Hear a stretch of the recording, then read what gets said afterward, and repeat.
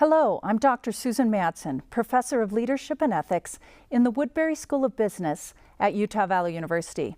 I created the Utah Women in Leadership Project to conduct research on the status of women in top leadership positions, to assist Utah women in finding women's groups, networks, and associations throughout the state, and to provide events and resources to help prepare and advance women for leadership within the state of Utah. As part of the project, I'm proud to present Sense and Sensibility, Women in Money. During the Speaker and Dialogue Series session, you'll hear from Gail Miller, owner and chair of the LHM Miller Group of companies. It's a pleasure to be here, and I welcome the opportunity to share my story with you. I never in my wildest dreams ever thought I would be standing in front of a group of women telling them some things about myself and maybe some advice for life. I hope what I have to say tonight can be helpful to some of you in some way. I'm going to tell you my story, not all of it, just a little bit of it, because it's the part about money. Since there's a great title to this program, Sense and Sensibility. And when I was a little girl, about 6 or 7, I loved to roller skate. The sidewalk to the grade school that I went to had a slight slope, and so if you started at the top, you could skate down, and you start out very carefully, and as you get a little more daring, you go faster. And each time you go back up the top, you go down a little faster, and pretty soon you build up enough confidence in what you're doing that you're just flying down that hill, even at 7 years old. And I was kind of a daredevil. I wasn't afraid to try new things. But I got really good at staying upright all the way down that hill, and I never, ever tired of roller skating. And that was back when you had washers for wheels. There were 5 washers in a row on those wheels. But I loved it so much that I even dreamed about it at night. I thought about roller skating, but in my dreams, there was one added dimension to it, and that was that the sidewalk was covered with coins. And I could roller skate down that hill and scoop down and pick up money and put it in my pockets. And I thought that was the best thing. I collected a lot of money that way. Unfortunately, it was never there when I woke up. A few years later, my friend across the back fence and I created a trapeze act. We had a swing in our yard, and it had a huge tube frame with the swing hanging from chains, and you could swing so high you felt like you were going to go around the top. But we got to be real daredevils on that swing, and she could sit on the top bar, and I could swing and do flips in the swing while she was standing up there with her arms out and her legs open. And we thought that was so good we should charge admission. So we went around the neighborhood and invited the kids to come and watch us for a penny a person per show. So that was another thing I did. And then a few years later, I realized that there was another way to make money. I could go over into the neighbor's yard and pick a bouquet of lilacs and go sell them down the street. And I could get $0.25 a bouquet. And I thought that was really great because all the mothers wanted flowers on their tables for dinner. And when I was old enough, I became a babysitter for 25 cents an hour. And that was really great. If I worked 4 hours, I had a whole $1 to spend. And then in high school, I started cleaning house for a neighbor lady for 50 cents an hour. And I could work 8 hours on Saturday and come home with $4. And then I got my first real job. I was a telephone operator. I loved that job. I was a senior in high school, and it was then that I felt like I had really hit the jackpot. I could make $80 to $100 a week, and that allowed me a lot of freedom. I really never gave any importance to any of these events in my life until I started thinking about they were related by one common ingredient, and that was money. And I think the reason it was so important to me was our family didn't have any money. We were very poor. And if I wanted to do something, I had to find a way to do it on my own because we had 8 children and we lived in a small pioneer type house with 1 bathroom. And it was very hard for my parents to feed and clothe and educate 8 children. And I was the 6th, so by the time I came along, many of the resources had been used up and they were just barely getting by. And plus it was they started during the Depression era when money was very scarce and jobs were even harder to come by. So if there ever was any extra, we had a special treat by going to an outdoor show with all of us piled in the car for one cost, or we would go for a ride on Sunday evening and get a 5-cent ice cream cone. Those were the things that were very special because they were rare and few and far between. And when they could spend a little extra money, I knew that they were really trying to do something special for us. So I looked back on that and I figured I must have had an attitude about money at a very early age without even knowing it. I knew that it was very important and I wanted to do all the extra things that girls do, but I never dared ask to because I knew they couldn't afford it. I didn't ever go to girls' camp. I couldn't buy the latest fashions. I learned to sew my own clothes. I cut my own hair. And those are the things that I felt really good about. I didn't think about being poor. I thought about the things that I could learn and could be self-sufficient about and could do very well because my parents, especially my mother, instilled in me the value of being me. So that's how I compensated by not having much money. I learned to do all those things and I learned how to be a problem solver. And that has kept me in good stead all my life. Whenever something comes along that's hard, I don't turn away from it. I say, how can I handle this? How can I solve this? There has to be a way, and it isn't always money that makes it happen. And then when I got my first job, I was no longer afraid to spend a little money on things that were important to me. I watched my friends who had jobs kind of get that kid in a candy store syndrome where they would go and buy everything they wanted and they'd spend their money on frivolous things. But I bought a bedroom set because I'd never had a bedroom set. And that was my first purchase. And I felt really good about being able to do that. And then the next thing I bought was a washer and dryer for my mother because she had never had a washer and dryer other than the old wringer type that you got your fingers stuck in. And then I started thinking about how my current attitudes had been affected by those events in my life. It's only natural that the things that happen to you shape who you are. But money was never the driving force in my life. It was important, but it had a place, and it didn't overarch everything else. My mother taught values, and the values that I learned are the same then as they are today. And my outlook on money is the same today as it was then. It's a tool to do good things with, but I can get along quite well on sufficient for my needs.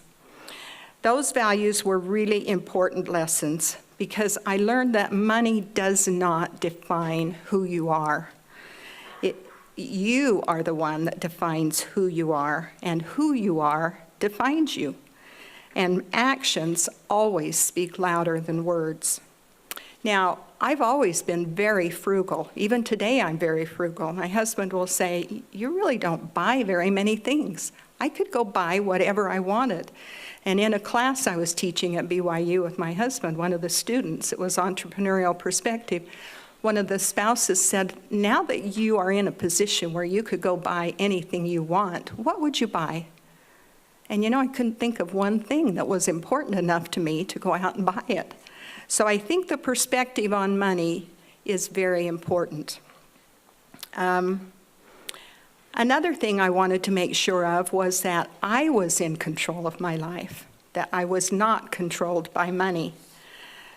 Having a lot of money was not the goal.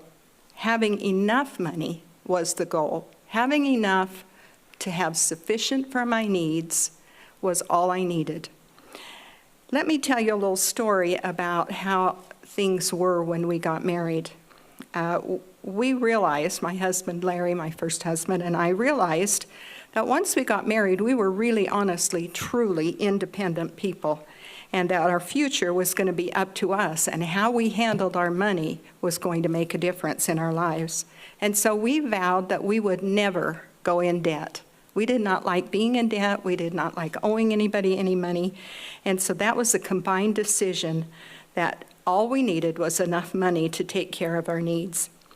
Now, didn't mean we didn't want a TV, but it took 6 months for us to save up enough money to buy our first TV because we didn't want to go in debt. That was a little 20-inch black and white TV. And then we bought a kitchen table and chair set that lasted us for 25 years. And that's the way we managed our lives. Unfortunately, when our first son was a baby, he had an accident that caused a brain injury, and he had to have surgery. And that surgery unavoidably put us in debt for quite a long time. The doctor bills kept piling up, our insurance didn't pay all of them, and we didn't feel like we had control of that situation. So we started to think about the bills we had, and we devised a way to get out of debt. We drew a chart with all of our bills on it, from the greatest to the least. And we started making those, or we continued to make the monthly payments on our bills.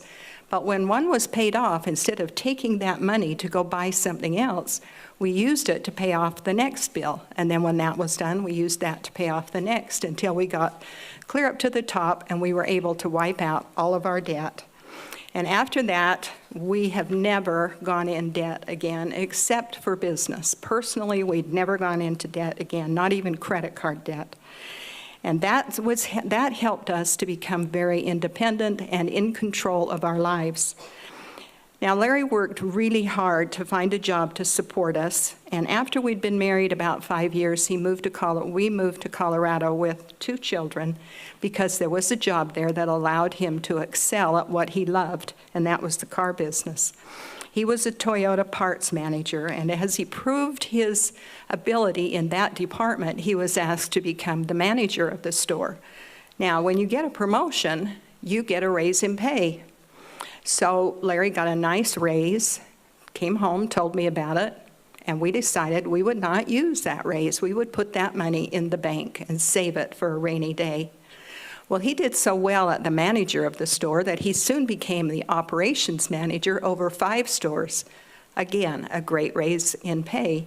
And again, we decided not to use it. We didn't need it. And so we put that in the bank and invested it in some land, and we earned money on it. And then a few years later, his owner, and I'm talking fast because Susan's going to cut me off soon. A few years later, his boss came to him and said, "Larry, you know, I have 8 sons and 5 stores, and they're getting older, and I want them to learn the car business. Will you go back into the parts or into the Toyota store and teach them the car business?" So Larry did, and he knew right then that his career in that business, in that operation, was coming to a dead end. So we decided to go to Utah on vacation, and while we were there, he visited with a friend who owned a Toyota store and said, "When are you going to sell me your store?" The man said, after having told him no many times before, said, "How about today?" Now, the fact that we had saved our money, invested it, and grown it into $88,000 in the 8.5 years we'd been in Colorado, really less than that because it was after he came the operations manager that it really started growing, we were ready to take on that challenge. So money is a tool to do good things with. From that first dealership, we now have grown to 54, almost 55 dealerships. We have the Utah Jazz, we have all of these things. Now, it's not because we had money that we had doors open, it's because we conducted ourselves in a way that proved to be full of integrity, that people wanted to do business with us. They could count on us to be good people to work with and to work for. And those are the things that we have continued to build our lives on. We luckily both had the same attitude about money. We did not covet money. We did not covet the things money will buy. We tried very hard to teach our children the value of money and how to handle recognition in the face of being wealthy. I have a grandson who lived with us for a while, and he came home from school one day, and he called me Mom because he lived with us. He said, "Mom, are we filthy rich?" And I said, "Well, I don't know, Zane. What does that mean?" He said, "I don't know. Somebody just said it at school." So it was a very difficult thing to teach them that you aren't what other people think of you. You are who you are, and the best you can be is all you can be. So I would just like to say that life is really important. Money is really important. But values are the really important thing that you can develop and hang your hat on, that help you conduct your lives, that help you to live lives of integrity, and don't let money rule your life. Be consistent. Don't be out of control. Use money wisely. There are some bits of advice that are really important, and one is always pay your bills. I know that's hard to do when money is tight, but if you're consistent, good things happen. You have control rather than your money having control. Now, I understand that education is really important. I would love to have had an education. If I had one regret in life, it's not having a college education. I started at the U. My family had circumstances I couldn't continue because of health of my parents, and I never got back. But Susan is right. Education is the key to the future. Now, the next best thing I can do is provide education. So we do that for our employees, and we do that through our foundation, and we do everything we can to help women and young men, employees, children, get their education, because that gives you the key to the future. And once you have that education, you're free to do what you want with your life. You can make all the money you want to if you make correct decisions. The quality of your life is in direct proportion to the quality of the decisions that you make. Now, once you get to that point where you have money, there are a couple of things you need to know about it. Money can give you an awful lot of freedom. It gives you the freedom to live your life the way you want to. It gives you the freedom to earn as much as you want to. If you have money, it's easy to get more. And by working hard, it gives you the opportunity to make more. Having money gives you the freedom to do whatever you want with it. It gives you the freedom to benefit other people's lives through employment and through goods and services and giving. And most of all, it gives you the freedom to live according to the values and beliefs that you cherish as true. But just like everything else, money has a downside. Money can be addictive. It can make you addictive to the adventure that you're involved in to get money. It can make you a slave to indebtedness and the demands of others. You can lose all your wealth if you don't handle it wisely. And you can get an obsession for riches and economic power without even realizing it's happening to you. And then you can actually want to do whatever it takes to get the riches and the power that you lust for. So you can see that money is either good or evil. It's either uplifting or degrading. You can either help others or you can hurt others. And it can greatly enlarge your soul or it can shrivel your soul. Money really is neutral. It's what you do with it that makes it good or evil. A famous man once said, "You are good, but it's not enough just to be good. You must be good for something. You must contribute to the world, and the world must be a better place for your presence. And the good that is in you must be spread to others." Now, I hope that something I've said tonight will strike a chord in you and help you understand that you are all good. You all have the value within you to do great things. Education is at your fingertips. Take advantage of it. These women's groups are wonderful. I never in my wildest dreams thought I would be standing in front of people. I said that in the beginning. I'm here because my husband and I built something, and when he passed away, I could not let it just die. I knew I had to stand up and say, yes, I stand for something good. I want to continue the legacy that we started. I know it's the right thing to do. Sure, it was scary. I had always been in the background, but don't be afraid to make a difference. Don't be afraid to stand up for what you believe is right. Don't be afraid to take a risk and do what it takes to use your talents and to serve your friends and fellow sisters. It's really an important thing for women to have role models and people that they can look to and talk to and understand and get advice from. Be that person for those around you. Every one of you has the ability to do that.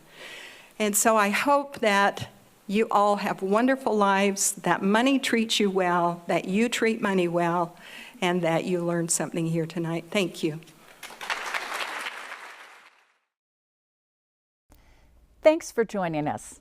We'd like to thank those who support the Utah Women in Leadership Project: the Woodbury School of Business, the UVU Women's Success Center, Squire Higher Perspective, Utah Community Credit Union, the Women's Leadership Institute, the Women's Business Center at the Salt Lake Chamber, Jeffrey and Katie Nelson, Crandall Corporate Dietitians, and the Utah Education Network.